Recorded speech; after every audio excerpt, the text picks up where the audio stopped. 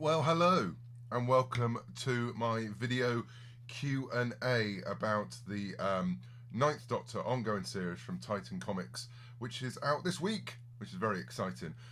It's written by me, Cavan Scott, and it's drawn by the wonderful Adriana Mello.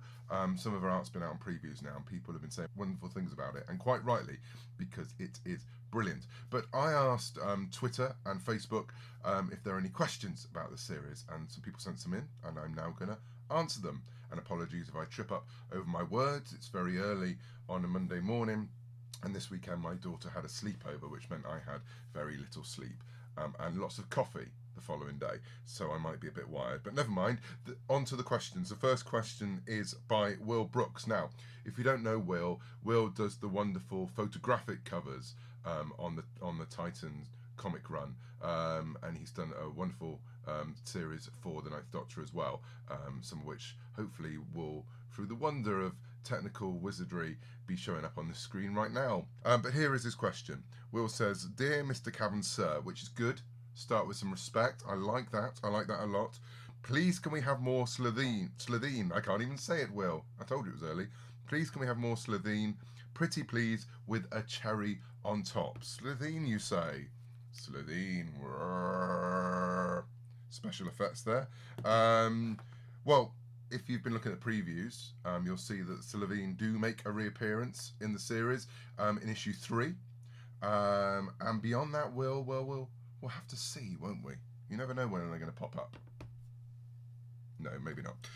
Right, Paul Guest says, "Will there be historical adventures in the run?" Yes, there will be. We'll be going back into the past, into quite distant past, and also the recent past.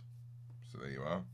George Mann has popped up. Now, George Mann, some of you will know as the writer of the 8th Doctor series that's just run from Titan Comics, which was brilliant. And he has got 2 questions because he is frankly greedy. His first question is, are we going to be seeing the 9th Doctor visiting many alien worlds? Well, we will do. And one of the things I said when we had the miniseries, the 9th Doctor miniseries, Weapons of Past Destruction, is that we'd definitely be sending the Doctor and Rose and Jack to alien worlds in that miniseries, because we didn't really see it that much on the television back in 2005. But we'll be seeing them again in the ongoing series. I think we have, how many alien worlds do we have? 1, 2, 3, about 3 or 4 alien worlds. I think there are 3 stories set on Earth at various points of its history. And there's 1 story set in a space prison. So there you go. He also asks, are you exploring a particular theme with this season? And if so, how is it particular to the TARDIS crew and Doctor? If you don't know what happens with the Titan Comics, basically they run in sort of year arcs, so about 15 issues. So I planned the next sort of 15 issues of the 9th Doctor. There are themes. One of the themes for the 9th Doctor himself comes from that point at the end of the long game where he says, and I'm paraphrasing, words to the effect of, "Right, we move on, we don't clear up, off we go." And I thought those words might want to come back and haunt him a little bit. And for Rose and Jack, well, Jack is learning how to be a good guy, probably for the first time, really, in this series, since he's met the Doctor. And he's learning how to be a hero. He's learning, I think, how to be the Doctor a bit, because I think my personal view is that in Torchwood we see Jack trying to be the Doctor, trying to take control, trying to do doctorish things, not always getting it right. So with this series, yeah, Jack will be facing up to how he's lived in the past a bit. We're exploring a little bit of that thing from The Empty Child, where Jack says that he's had some of his memories wiped. He doesn't know what's happened to them. So we'll be exploring that. And yeah, he sort of lives at some of the responsibilities of his con man existence. As for Rose, well, Rose is really growing at this point. She's not the Rose we see in Series 2 and moving on. She's learning how to be a time traveller. She's learning how to live with the Doctor and work with the Doctor, and exist with the Doctor. And she gets a lot right. I think if you look back at that series in 2005, she got a lot right. She's brave right from the off.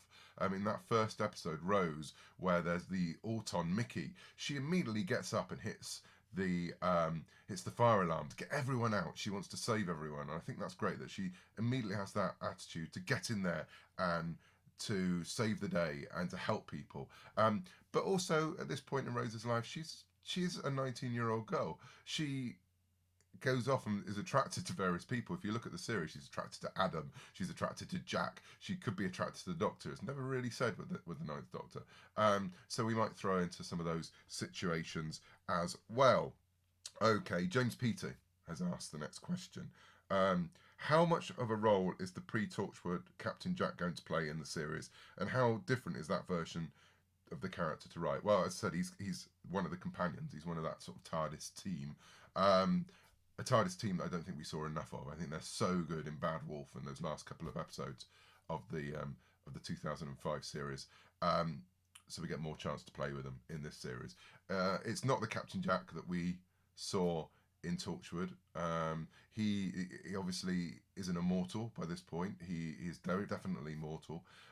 He has his own failings. As I said, he's lived a checkered past. He's fun to write because he does flirt with anything that moves. You know, his first reaction is to flirt. It's his default setting.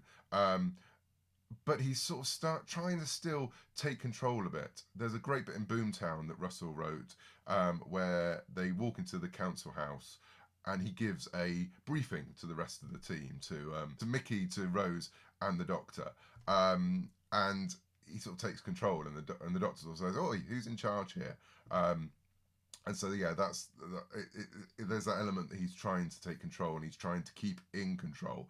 And I want to play with that a bit. So we've got another question here by Yanto Williams, who asked this on Facebook. He said, with these comics being set between the Doctor dances and presumably Boomtown, and yes, they are, definitely, they follow on straight from the miniseries, but you haven't had to read the miniseries to work out what's going on. It's all explained in the comic. Is there a chance of seeing other friends or foes from Series 1 return? Perhaps Adam or Mickey? Well, that's interesting. Adam's an interesting character because he was dealt with quite well in IDW's run of the comics, which I think are now available in trade paperback from Titan. So Adam is interesting, especially as he was left by the Doctor. The Doctor walked out to him. Mickey's a tricky one because if you place the story between the Doctor dances and Boomtown, he can't meet Jack. You don't get an idea that there's been another story with him and Rose. So it would be tricky to sort of slip him in there. And Jackie too, because Jackie obviously hasn't met Jack either by this point. But we'll see. I mean, there might be ways for having them pop up along the way. They're certainly part of the family in season 1, so you never know. So those are all the questions I received for this morning. Thank you very much for asking them. If you do have any other questions, you can get me on Twitter. You can get me on Facebook. You can get me here on YouTube. I'll put all the links at the bottom underneath the video. Ask more questions. The comic's out this Wednesday, issue 1 of the 9th Doctor ongoing series from Titan Comics. It's called Doctor Mania. It's a brand new story, a 3-parter in this first part of the arc. So head out to your local comic store, get onto Comixology, pick up an issue, let me know what you think. Hopefully you enjoy it, and we'll speak soon. Bye-bye.